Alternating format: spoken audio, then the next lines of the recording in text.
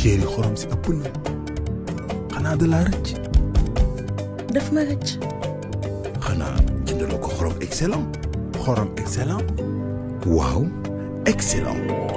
ndax dañu si dindi 60% si sodium bi nekk si xorom sodium mooy di ànd ak xorom te bu ëppee di waral jàngoro yu bari lu si mel ni feebaru xol ak hypertension sodium bu ëpp dina waral tànk yuy néew ba si AVC waaye léegi pexe am na bi excellent sama kër xorom si mooy ànd ak bépp togg soxna si di lëkkal lu ko saf te noonu la mën a safalee lekk yi mu neex te xorom si du ëpp sama njaboot belli te mucc xorom excellent ngir sunu wér gu yaram togg yi sell ne xorom bi dul gaañ ndax tuuti sodium la am excellent xorom bi ñuy aar excellent xorom bi dul gaañ ndax tuuti sodium la am xorom excellent. Abba Agrobusiness Africa lii révolution la ci wàllu entreprise ñu xalaat ko seetantal ko daal di ci def réflexion bu rëy un jeune sénégalais boo xam ne mi ngi nekk à l'extérieur daal di sanc Abba Agrobusiness Africa ñuy collecté diwlin alimentaire boo xam ne dañ ko jëfandikoo ba noppi nga xam ne mënatul dugg ci lépp luy consommation looloo tax Abba lëkkaloo ak service national d'hygiène ak office national de l'assainissement ONAS di collecté diwlin yi ñu jëfandikoo ba noppi nga xam ni kenn mënatu koo toggee te kenn mënatu ko dugal ci circuit commercial bi bañ nit yi di jël diwlin bi di ko seggaat ba noppi di ko jaayaat askan wi kenn mënatu koo sotti ci rigolu ONAS yi looloo tax dañu koy jënd fu mu nekk ni litre bu ne dañ la cay fay enjeu yi mi ngi jëm ci santé publique ci environnement les waral existence su Abba Agrobusiness Africa ngir jot leen wooteel 77 382 60 60 Agrobusiness Africa ñun ñëpp nañu jàpp ci santé publique bi ba noppi préserver environnement bi loolu mooy garantir suñu vie sociale bu paisible Abba remercie la direction de la consommation de la sécurité des consommateurs DCSC Abba Agrobusiness 77 382 60 60.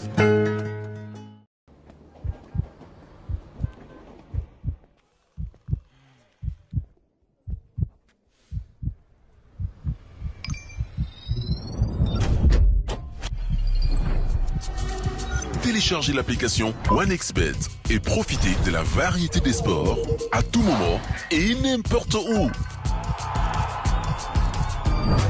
Application OneXBet, au cœur du jeu. Jeu interdit aux moins de 18 ans. Et Diallo, jaay ma crédit téeméer. Diallo soo paree nag jaay ma crédit téeméer. Diallo jaay ma crédit 1000 francs waaye li ma jaay sànq dafa teel a jeex.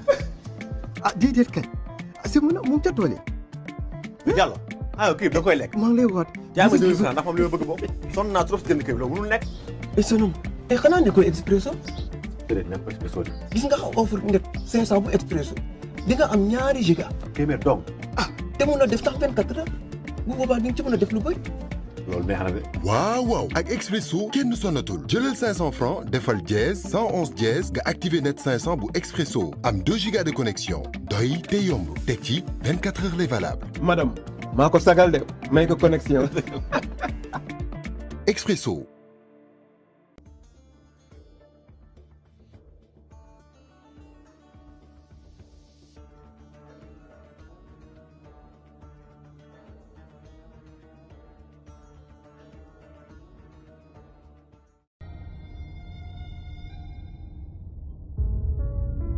di saytu li ngay lekk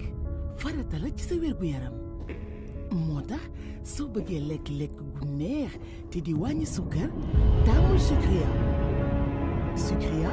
mooy seen àndandoo bi wóor ci mboolem ñamu sukkar yi muy ci yu neex gâteau ak dessert au four mën ngeen jëfandikoo Sucria tamit dafay ànd ak ñam yu sell yu mel ni jus glace soow wala bépp boisson bu ko fàtte tamit ci sa ataaya wala café ak Sucria dangay am cafka bu neex ci lu àndul ak benn loraange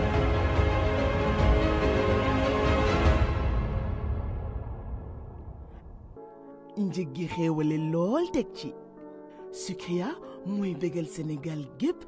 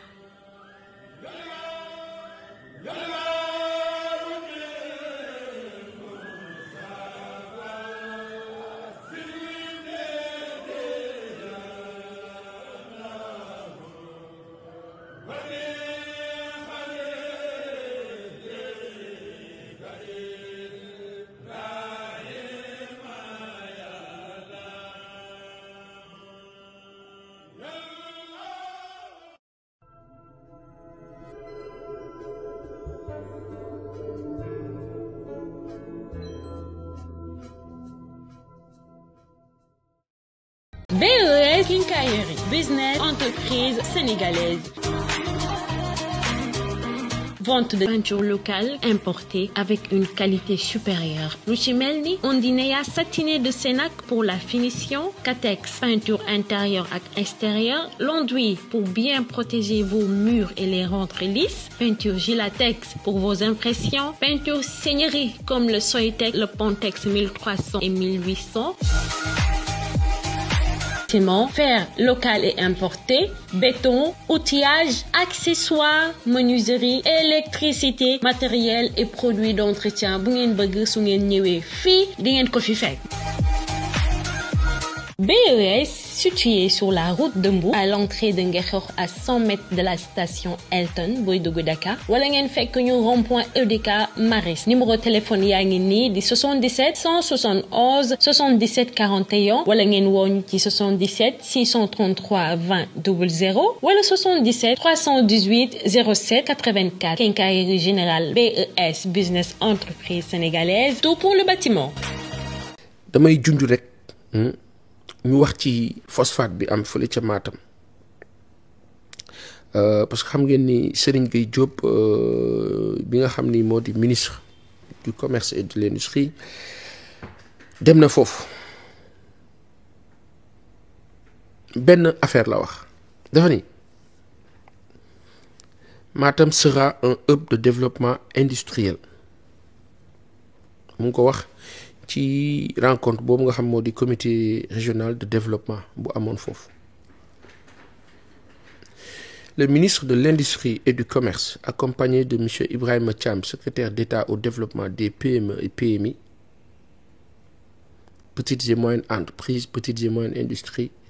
et plusieurs responsables des agences ministérielles est revenu sur l'ensemble des projets structurants destinés au développement industriel de la région en misant sur l'exploitation du phosphate. Alors ci dégg-dégg da ngay mën naa ne lii de macha allah lu bees la mais bu ñu delloo ginnaaw bu baax sous l'ère socialiste surtout depuis Senghor dañu gis que ne Sénégal ñu ngi doon dund bu baax ak suñu phosphate ak ICS industrie chimique du Sénégal waaye bii yoon kilifa bi dafa wax ne biir Matam ci boppam la ñoo renforcer industrie boobu. te loolu en parlant du pôle territorial de Matam bi nga xam ni président de la République ci vision Sénégal 2050 daf ko ci insérer pour que Matam bokk ci pôle yooyu nga xam ni pôle yooyu nga xam ni territoriaux yooyu nga xam ni ñoo di voilà ñoo war a nekk fondement wala fondation dëkk bi ñu bëgg a tabax. Alors, il y a un projet intégré dans le cadre du programme de transformation structurelle de Matam, porté par l'agenda justement dont je parlais 2050. Il y a la création d'usines d'engrais, la création d'un complexe phosphaté. Nous avons l'implantation d'une académie du phosphate et la mise en place d'un centre de recherche orienté vers l'exploitation minière et l'agriculture. Li su amé Matam ñeppay liggéey benn xale dootu fa traîner da nga am agriculture am industrie am am liggéey am na lu ministre bi wax nee na depuis 65 ans les différents gouvernements n'ont pu impulser un réel développement d'industrie dans la région malgré le riche potentiel du phosphate, dont l'exploitation s'est limitée jusque-là à l'exportation sans un réel impact sur l'emploi, la fiscalité locale ainsi que la croissance économique régionale. te loolu kenn mënu ci defar dëkk yow daal li nga am yow daal yow jéemoo ci lenn lu jël jëlal yóbbu kooku dem defar ñëwaat use la ñu am phosphate am lépp di dem di jëndi engrais pour la loolu mënut a nekk don boobu ñu war a changer nag ci le ministre bi wax ne on ne peut pas développer un pays en exportant les matières premières alors que la vraie valeur ajoutée se trouve dans la transformation industrielle lii moo di dëgg te waay ñun yàlla lim ñu jox bëri na macha allah nuy fo rek di sàggan te ni noo continuer di fo di sàggan ni yàlla jib day xëy bis rek maar day si ne ko coppet jox ko beneen dëkk kon nañ ko mettre en valeur waa léegi lii nii yëpp di nekk di am nii man Sénégalais ñu bëgg ma gëmloo ne ma non réew mi c'est foutu du dox gars yi yàq nañ ko yow ku yàq 12 ans tuddoo ko ngay tudd kuy door a toog mais sarab lii yow mais en fin de compte ki yàq 12 ans c'est pas ton problème ça ne te gêne pas dénoncé nañu jàpp nañu ay nit voilà les scandales sàcc yaa ngi nii coow laa ngi nii non ça ne t'intéresse pas parce que ki kaa lijjanti neexu la yow daal intérêt wu dëkk bi xooloo ci loolu sa bopp yow nga ci xool bëggoon nga falu woo li nga bëggoon amoo ko wala non gagné nañ la way par conséquent ñi fi toog de toute façon lu mu munti doon du dox maar de si ak kay dox ak jàmm yàlla ñu yàlla may fekk tal mu dox ba ci seeni njaboot waaw sénégalais demoo du ma dem alors que tubaab yi li ma Abdou Lahad kilifa bi doon wax temps yële tubaab yi ñoom c'est-à-dire que non c'est terrible. La création d'un pôle industriel agricole agroalimentaire autour du phosphate projeté par l'État du Sénégal se traduira aussi par la construction d'un complexe phosphaté. Il est inscrit dans l'agenda une production de 2 millions de tonnes d'engrais par an. 2 millions de tonnes d'engrais par an. Beaucoup Matam de produire gagne sous nos agriculture, ça y est, sans compter le reste du pays. Des fertilisants et d'autres matières pour la fabrication des batteries pour les voitures électriques et l'agroalimentaire. Lan ngeen bëggati xanaa ñaan yàlla kilifa yi ni ngeen ko projeté waxee que ni mu amee nii et ci lu gaaw inshallah d'ici 2 années ça doit être possible ci kàttanu yàlla le vécu quotidien des Matamois va changer comme Dortmund comme Toulouse la ville de Airbus des avions il faut que foofu la sensu pôle yi amee nekke waa léegi lii ngeen ne kenn du ko fi teg kenn du ko mettre en place parce que am na ñu fi nekkoon bëggoon falootuñu wàcce nañ leen ñu ne dee loolu keneen du ko fi réussir ca puuca du noonu du ca puuca du ca pàcc ca puuca sarab lii ñi bon yàq ba pare ne kenn du fi baax le loolu mën naa ne partager leen gars yi partager leen ngeen baal ma rek partager leen ñun danoo bëgg réew mi jëm kanam ñun ci réew mi jëm kanam lañu ñun ci loolu lañu bokk xam naa ne guddi na pour ñenn ñi waaye ñun loolu lañu gëm réew mi jëm kanam waaw ñoo xam ni sawaay non mais attends quand même on ne peut pas continuer ci yaakaar sénégalais bi daal nga ne non information yi sax dinañ ko bousiller maa ngi dégg xuli sànq ci ngoon am ko ma ne allo waa boy yi nga li xaw ma ne ko baa jàmm dégg nga li CEDEAO wax CEDEAO nee na xuli ma ne ko yéen CEDEAO wax leen ba sonn ba ngeen fi nekkee falu CEDEAO bis bu jot mu wax leen ngeen ne nous sommes souverains waa déglu ma rek CEDEAO topp leen ci kaawu Khalifa Ababacar Sall Karim Meïssa Wade Ousmane Sonko prisonniers yi lu ne ñu wax leen ko nguur APR jàkkaarloog Sénégal yi naan leen nous sommes souverains ñu wax leen ci 3e mandat ñu ne nous sommes souverains tey gis nga dafa am parfois j'ai envie de dire mais qu'est-ce qu'il faut faire hein jëlaat bande yeeg CD yeeg yëpp cassette yeeg yëpp tegaraat leen disque yi ne leen regarder ma ne ko yow yaay wax CEDEAO yow mii yaay wax CEDEAO tey yow mi àddunaa mën a dox yàlla moo la yàlla nag naan xool amaan nañ leen 4 millions gisagu leen dara mun ko bu yéen ki li moo def nii ki li moo tël nii Sénégal ci boppam si on veut que ça bouge dans le bon sens li noo wax nag du neex ñenn ñi malheureusement bu yeboo ngeen siisu bu yeboo ngeen mer bu yeboo ngeen kii la ma waa ji wax keroog ne ma woy taay da nga xaw a jeng ma ne ko nan laa jengee mu ne ma non ma ne ko sëñ bi waxalal yàlla moi je suis objectif bokkuma ci parti politique mais je suis sénégalais et je le vis su ma gisee lu loo xam ne du yoon bu ma ci mënee wax ma wax ko bu dee yoon nu wax ko te noonu la ñu mës a dundee bàyyi leen parce que nit bi li mu wax arrangé wu la nga ne non waaw soo man dama la mere ma wax ko ca mbedd ma ca kaw xam naa ma seetaan maa ngi laa nuyu kilifa bi ma ne ko nous ne varions pas ñun xamuñu loolu dëgg rek te yàlla tax waaw léegi bu fekkee ni ñun li ñoo wax kii dafa nekk si dëgg bi nu wax ko léegi loolu daa tax nu ànd ak ñoom mais sauf que ki nga xam ni mu ngay wax dëgg yow dëgg nga gëm moom mu ngay wax dëgg wala mu ngay jëf dëgg mais bu yàggee ngeen ànd wala parce que dëgg leen boole bu nekkatu ci dëgg nga bakka déggoo ma ne la 2012 ba 2016 xalil ku dellu ginnaaw dem ci sama page Facebook di nga gis ne que Pa Assane da daan bind ne état bi il faut que ñu jàppale leen président Macky Sall nii ak nii ak nii du ma ko fàtte mukk jour bi ñu wàccee Aminata Touré laa njëkk a wax ne problème am na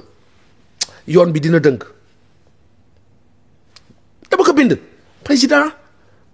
Aminata Touré c'est-à-dire moment boobu waruloo ko wàcce mais sauf que il fallait ñu wàcce ko parce que processus de réorganisation bi ñu enclenché woon pour teg dëkk bi ci yoon dafa am ñoo xam ne arrangé wu leen woon mu ngi mel ni tey nii rek président bi ñëw rek daal ne non nañ teg lépp ci suuf président Diomaye xëyoon rek tey ne bon écoutez dañuy duggaat ci guute bi et c'est à partir de 2016 qu'on s'est résolu à dire que malheureusement ce régime là fausse la route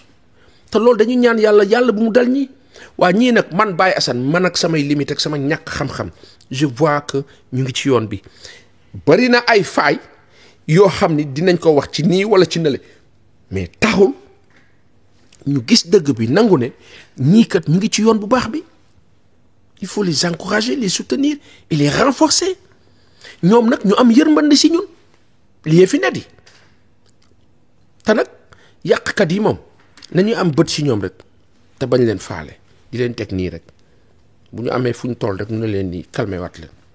comme on dit parce que yàqkat du tàyyi boo demee ba ñuy wax voiture électrique ak agroalimentaire seen ay batterie mën nañ ko jëlee Matam ngeen xam ne Sénégal soppeeku na nguur yi fi nekkoon daaw ñu wax loolu te ñii mënuñu xam lu ñee xamutoon tey ci journée bi dama def benn visite yow kii yaa Seydi sànq ci ngoon dafa am fu ma demoon visite mais fa ma demoon visite mosuma woon xalaat ci àdduna ne loolu am na Sénégal maanaam ci fu jege nii xam nga fan la direction des espaces verts non sëñ bi Sénégal waaye nag nous sommes une terre bénie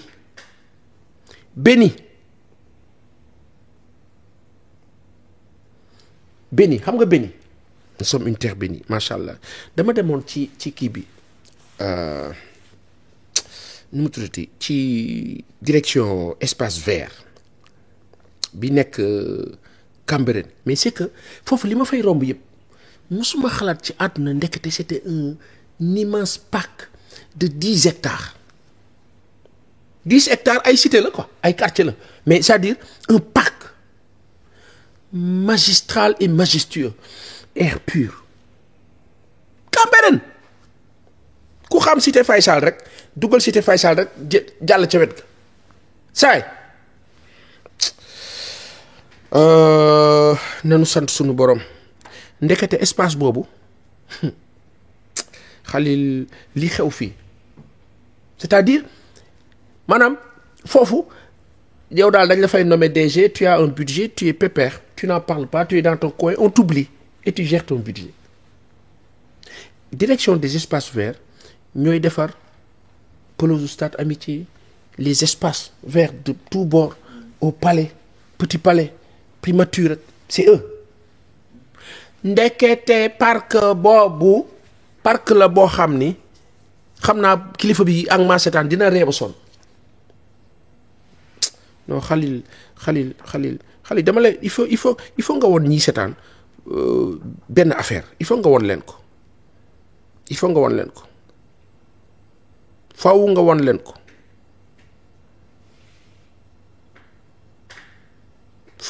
leen ko parce que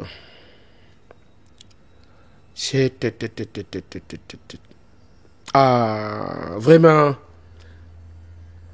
vraiment réew mi dana soppeeku de incha allah réew mi dana soppeeku de bu soobee yàlla incha allah il faut nga won ko gars yi won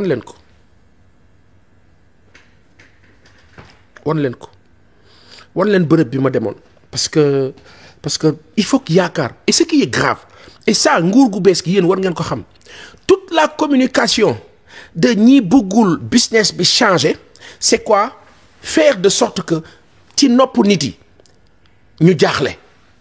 ñu jaxasoo moom kay dëkk bi kay lii kay vraiment loolu la ñuy sol ci bopp nit ñi alors que nguur gu bees gi li ngeen war a def mooy montrer tout ce que vous faites montrez-le surtout partout pour tout mais surtout faites de sorte que nit ñi xam ne restez pas dans votre coin sous quelconque prétexte que ce soit parce que affaire bi mu ngi bouger la région de Matam pourrait révéler d'autres minerais connexes qui sont souvent associés au phosphate maanaam Matam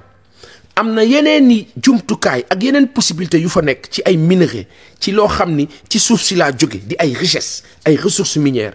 yu bokkut ak phosphate yu laale ak phosphate xanaa yàlla yaatu loolu duñ ko wax nit ñi ñu dégg ko xam ne yaakaar am na nguur concrétiser Matam changé bu industrie bi taxawee rek Matam changé si la ceinture de rail reprend au Sénégal les gares reprennent l'économie change lii moo di dëgg pourquoi les autres ne l'avaient pas fait ou ne voulaient pas le faire wan leen espace bi ma demoon wan leen ko ñu xool ko te c'est une petite visite bu mag bi defagun ko wan leen ko nu gis nu xam bërëb bi nu mu mel wallahi wan leen ko nu gis bërëb baa ngi nii yéen ñi nga xam yéen a ngi setaan gis ngeen fi ñu nekkoon 10 hectares un immense parc c'est-à-dire yéen ñi week-end ngeen di dem parc Hann ak Magic Land ak feneen am ngeen fu ngeen dem nag j'ai découvert mais ndekete Senghor Léopold Sédar Senghor bu daan jóge palais da daan dem foofu léeg-léeg féexlu fa toog fa am na fa ay bërëb yoo xam ni fa la daan toog lekk ay fruits ak loolu bërëb baa ngi nii yéen a ngi kaa gis ci écran bi un espace de 10 hectares Seydina Aliou Jim moo ko jiite ngeen xam ne réew mi li nu doon dund doy na waar réew maa ngay soppeeku dana neex wallahi dana neex yàlla ñu yàlla may fekkeek tal incha allah yàlla nañu yàlla may fekkeek tal direction des paysages urbains et des espaces publics yeneen kaa gis noonu wallahi bërëb bu yanj Seydina Aliou Jim jiite ko ndekete foofu non man daal nguur ga bon baaxul un parc magnifique avec lac et tout ce que vous voulez ndekete ñu ngi ko jëloon def ko maanaam am seen ay deal quoi am seen ay boy yu ñuy bayloo ñuy am loolu ak loolu mais xam nga lii ñaaw na maanaam yow da ngay nekk foofu am say baykat am say kii ñoo xam ne ñooy dóor foofu seen ay dóor kii la maanaam parc bi li mu war a servir comme poumon vert du Cap-Vert de la région de Dakar mënu ko servir parce que voilà am na ñoo xam ne bëgguñu bërëb bi feeñ ñu nëbb ko sénégalais pour que seen ay deal di dox moo tax nguur nañuy fal jikko yi bu ñuy fal nii la wuy diw am na xam-xam bi non nañuy fal jikko yi nit ka xamul tus te jub moo gën nit ka xam lépp te doonab lagarab sàcca dañu waxante dëgg non ay boroom xam-xam la ñu kii te dooni sàcc boroom xam-xam buy sàcc du boroom xam-xam sàcc rek laa doon du doon nitu xam-xam parce que bu amoon xam-xam du sàcc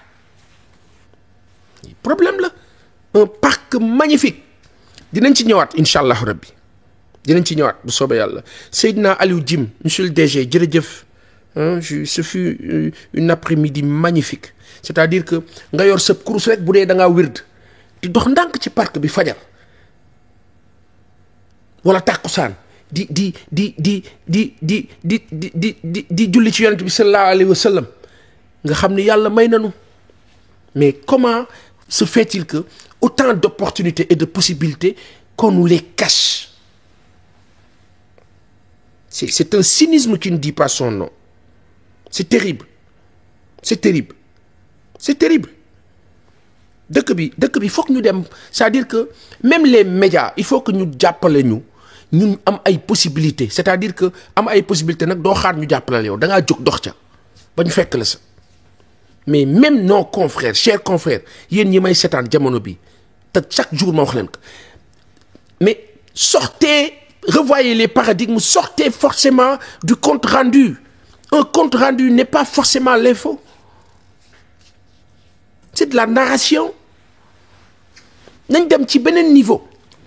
allons vers les choses ñu won ko nit yi oui mais le factuel c'est quoi bon yow tey alors tey lu xew ci dëkk bi da ngay toog sax journaliste naan non tey waxuñu politique ko tey dëkk bi neexul quoi non Sonko dafa war a wax Mohamed Diallo maa ngi laa nuyu loolu d'accord ma ci Sonko dafa war a wax pour dëkk bi neex comme ça gars yi tontu mais tu te rends compte yaa ni ma maane la waaw yaa ne woon te nekk te nekkatoo ma xamul nu kaa waxee noonu mais c'est pas possible nous avons un pays merveilleux mais il faut que ñu xam que vraiment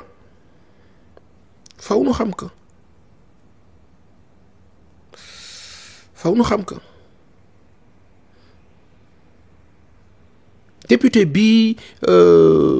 doon wax lii tamit député bii kii dafa am loo xam ne faw nu wax ko parenthèse la bala maa sori ci phosphate bi lii ana ma sax lii faw ñu wax ci tamit dafa am loo xam ni mënut a nekk te mënut a wëy tu vois am loo xam ni mënul continuer loolu tam foog ñu bàyyi ci xel ce sont de petites choses mais yoo xam ni dafa compter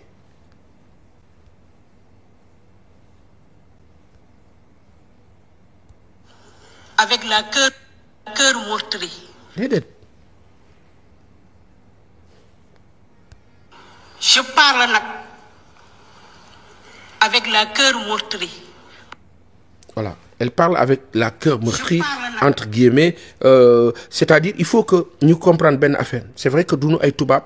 te loolu tubaab moom amuñu moom suñu yoon nekku ci c'est-à-dire que du maanaam suñu yoon newul ci tubaab tu comprends ñaara fi nekk nag nu wax ko niñ ko déggee parce que tubaab moom suy wax mbeng du wax mbeng ñun mbeng la ñuy wax moom danaan mbenge Ndoye c'est-à-dire iñaana na sax wax ñun ni ñu kaa waxee te pourtant bu demee Russie dina def tout ba làkk Russie comme il faut ñun nag nous ne sommes pas obligés de làkk français comme il faut par contre par rapport au subconscient général ak nii nga xam ni ñu ngi kaa dundee ak ruubekat yi xeexkat yi il faut que nos députés sénégalais yi nekk à l'Assemblée de tous bords camp opposition comme camp pouvoir kii doon wax nii camp pouvoir la il faut que mu am un minimum de coaching l'expression orale ça s'apprend ñun dañu amoon professeur bu tuddoon Lucien Lemoine yàlla na ko yàlla yërëm moo ñu amee woon expression orale loolu daa am solo moo doon jëkkëru Jacqueline Lemoine yàlla na yàlla yërëm c'est important le sens du verbe c'est important mais parce que ay xale dañuy seetaan ak ñeneen il faut que au sein de l'Assemblée gars yi ñu coacher leen ak feneen et xam nga toutes nos autorités là sur le plan de l'expression dañ leen war a coacher ñoom itam ñu nangu ko c'est tellement important parce que dañoo nekk ci jamono boo xam ni nguur gii ñi leen di xeex dañoo bare te fu ne dañ fay wut porox ndol te xam nga ñun suñu classe gi ñun dañoo tàmm kaf Sénégal dañoo tàmm kaf ba nga xam dañ naan wuy yow déglul ki wuy yooyu alors que faute en français bu ko keneen defee te kooku du français du gàcca sauf que en général niñ kaa déggee il faut mu nekk loo xam ni waruta am ci fu mel ni yenn bërëb yi suivant surtout la représentativité de ces bons gens là donc il faut que ñu bàyyi xel quoi ñu bàyyi xel loolu c'est essentiel il faut que ñu bàyyi ci xel alors ce que je disais par rapport au phosphate te foofu damay jeexal daal di tëjee avec la santé au Sénégal santé bi nga xam ni Sénégal dañuy voilà dinaa ci ñëw le ministre de l'Industrie et du Commerce Serigne Gueye Diop il dit ce projet qui s'inscrit dans la mise en application de nouveaux paradigmes va permettre à Matam de passer de moins 1% dans le PIB aujourd'hui à 9% à l'horizon 2050 avec la création des centaines de milliers d'emplois directs et indirects dans la chaîne de valeur waa lii neexul yàlla ñu yàlla may fekkeek tal réew mënul ñàkk bañ a dox ci espoir donc sur la communication en général chers confrères et consoeurs de la presse sénégalaise ne tuez pas cet espoir la pression positive c'est quoi effectivement il y a beaucoup de difficultés ça et là il faut le montrer il faut les montrer ces difficultés là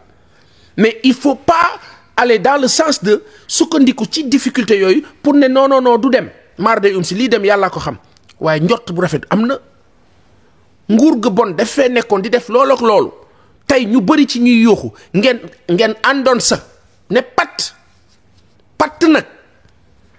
tey ngeen bëgg ñëw di tic au tac ne ok voilà non du tax loolu mbirëb waa ba jiiba la ngeen baal du ñëpp nag ñenn ñi mel ni lu maa bañ a tudd loo xam ne mënut a wéy wala mën naa wéy mënut a wéy damay dem ci